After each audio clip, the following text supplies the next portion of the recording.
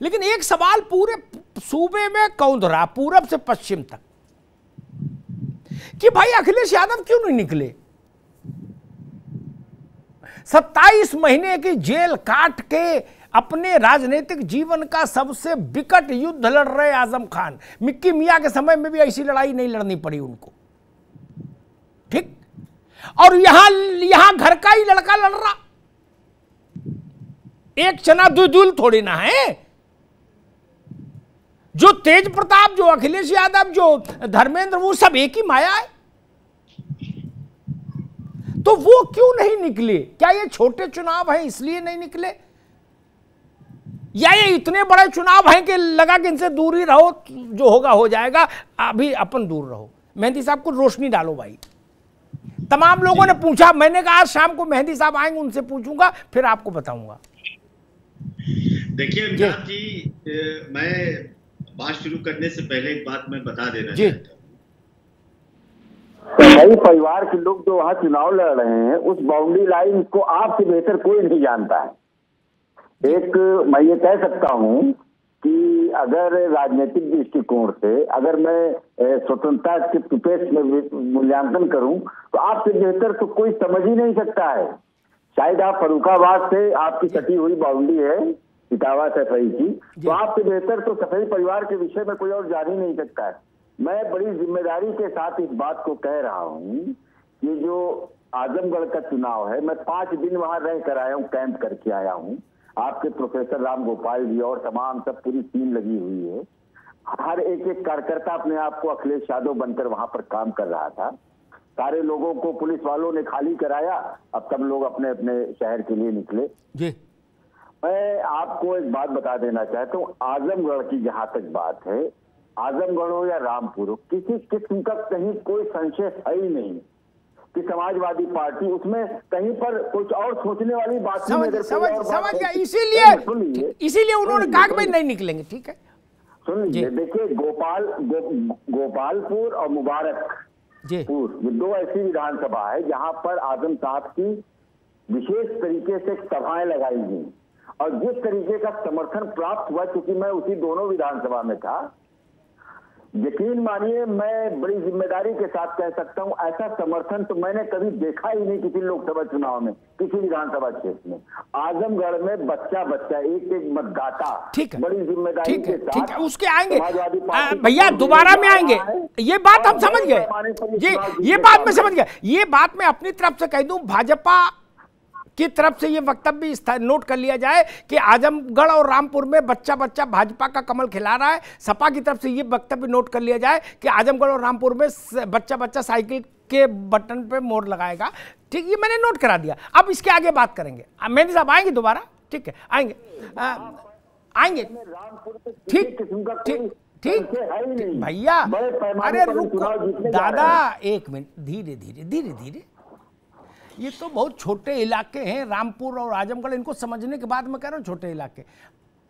हमने फूलपुर में संकट देखा गांधी परिवार के लिए एक दौर में, हमने रायबरेली में इंदिरा गांधी को हारते देखा, हमने बलरामपुर में पंडित अटल बिहारी वाजपेयी को हारते देखा। आप बता रहे हो कि ये सब कहीं कोई संशय नहीं, बिल्कुल मोहर लग गई है, सील बंद हो गया। इस चुनाव होता है महाराज। एक डॉक्टर ने हमसे कहा, ताहिरा जी, एक बार एक ऑपरेशन होना था परिवार में किसी का, मैंने कहा कि डॉक्टर साहब ये माइनर है, तो उनका नो, कोई ऑपरेशन माइनर नहीं होता, हर ऑपरेशन मेजर है। वैसे ही कोई चुनाव माइनर नहीं होता, हर चुनाव महासमर है। ताहिरा सिंह जी बिल्कुल। देखिए, जो भी पॉलिटिकल पार्टी के प्रवक्ता होंगे, चाहे भाजपा के हों चाहे सपा के हों, अगर कांग्रेस खड़ी है तो उसके प्रवक्ता होते हैं, वो हमेशा यही कहते हैं, क्योंकि जाहिर है वो प्रवक्ता है, उन्हें कहना भी चाहिए कि हमारी पार्टी जीत रही है और मोहर लग जाएगी एक पे और पूरी। तो मैं भी आजमगढ़ में कम से कम 8 साल, बिल्कुल अलीगढ़ मुस्लिम यूनिवर्सिटी से निकलने के बाद बिल्कुल यंग एज में मैंने अपना गोल्डन पीरियड दिया है आजमगढ़ में, शादी करके गई थी मैं 8 साल 9 साल रही हूँ और आजमगढ़ का चप्पा मेरा घूमा हुआ है, मेरा जाना हुआ है। तो मुझे इतना तो पता है कि वहां लोग बहुत पॉलिटिकल हैं और बहुत कुछ देख रहे हैं इस बार। और देखिए अखिलेश यादव पहले भी जब सांसद हुए तो उस बार भी वो अपने टेन्योर में बहुत नहीं गए थे। इसको आजमगढ़ के लोगों ने फील किया था, ऐसा नहीं है। आजमगढ़ के लोग, जब मैंने कहा ना, वहां का नौजवान, वहां की महिलाएं, भले ही वो बुर्के में हो, बहुत पॉलिटिकल हैं, अपनी बात समझती है, कहना जानती है और कहती भी है। और उसके बाद इस बार जो गुड्डू जमाली बसपा से खड़े हैं, तो मैं कह रही हूं कि धर्मेंद्र यादव अच्छा काम कर रहे हैं, अपने को कनेक्ट कर रहे हैं। मेरा तो मानना है कि बहुत अच्छी तरह से अपनी लड़ाई लड़ रहे हैं, लेकिन गुड्डू जमाली के आने से थोड़ा सा मुश्किल हो गया है। ये पूरा जो इलेक्शन है इतना आसान नहीं रहा जितना लग रहा था। तायरा जी एक कमेंट ये, अखिलेश जी क्यों नहीं निकले? अखिलेश जी को जाना चाहिए था। मैं फिर कह रही हूँ बड़ी जिम्मेदारी से चाहिए नहीं, आपकी समझ क्या कहती, निकले क्यों नहीं? इसके पीछे क्या कारण हो सकता है? बच्चे जीत लेंगे, एक भाव ये होता है कि बच्चे जीत लेंगे, कहां हम निकले हैं बड़े बूढ़े। नहीं, ये भाव नहीं होगा। हाँ, ये भाव नहीं होगा। हाँ, ये भाव नहीं होगा। हाँ, बच्चे जीत लेंगे। अभी देखिए किस तरह से वोट पड़ा, उतना परसेंटेज तो उनके पिताजी को भी नहीं मिला था जितना आपकी मिला वोट परसेंट उनको। जी ठीक, 111 जो जीत किया है। तो ऐसा कोई भाव नहीं है।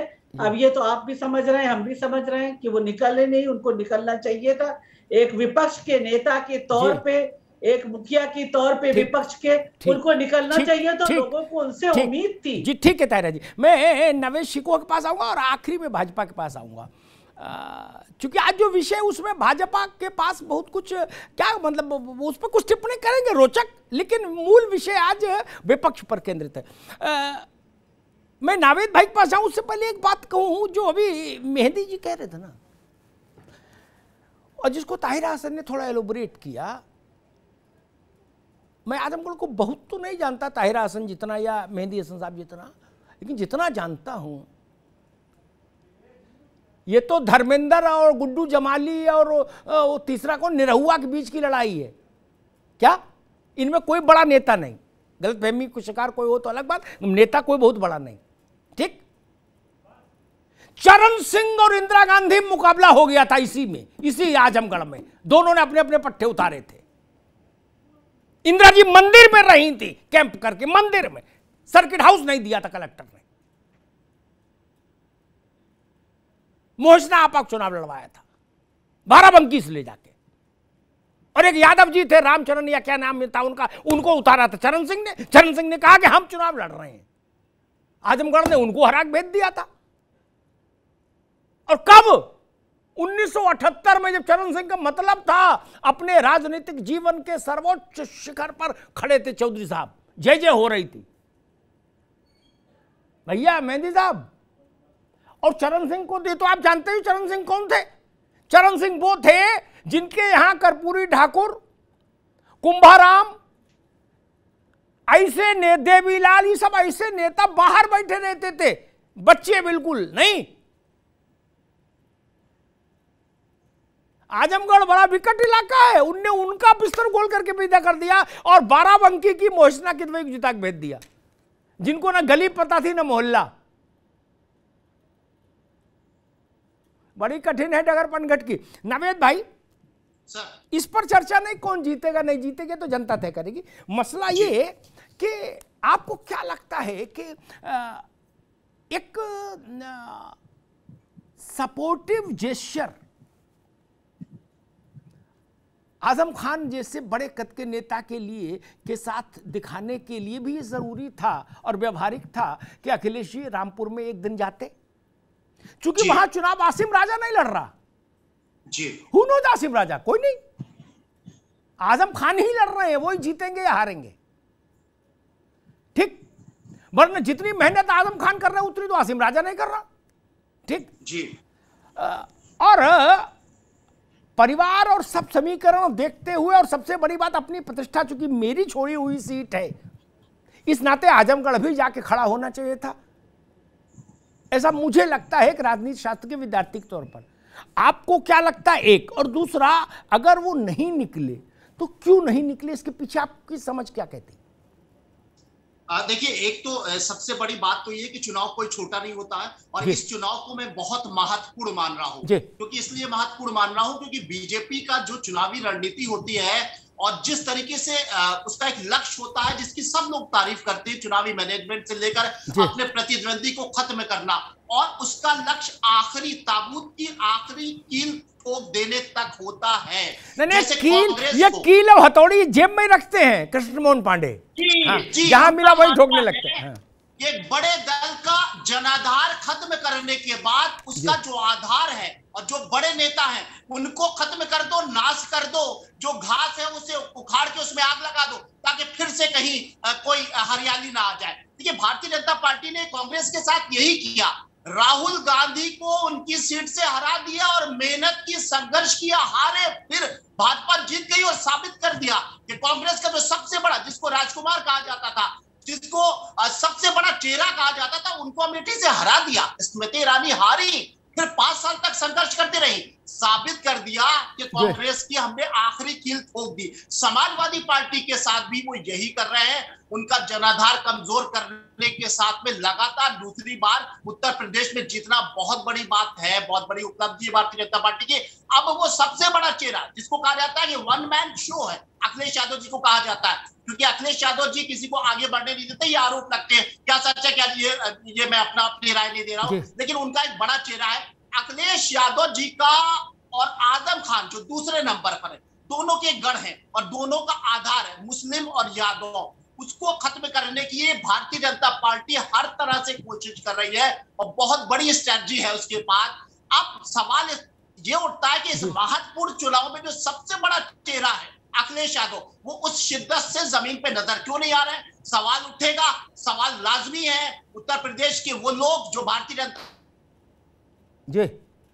को वोट दिए थे विधानसभा चुनाव में, फिर भी समाजवादी पार्टी नहीं जीत पाई।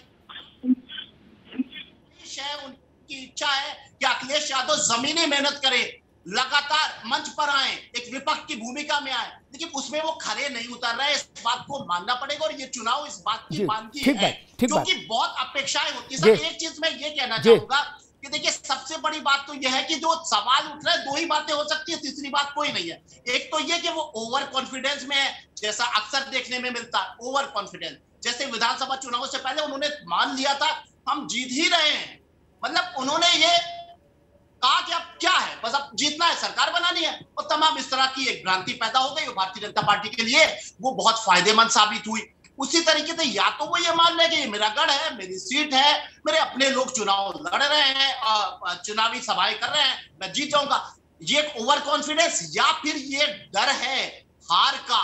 उनको लग रहा है कि मेरी एक ब्रांड वैल्यू, मेरी फेस वैल्यू खराब हो जाएगी, इसलिए कन्नी काट लो, किनारे हट जाओ। मुझे लगा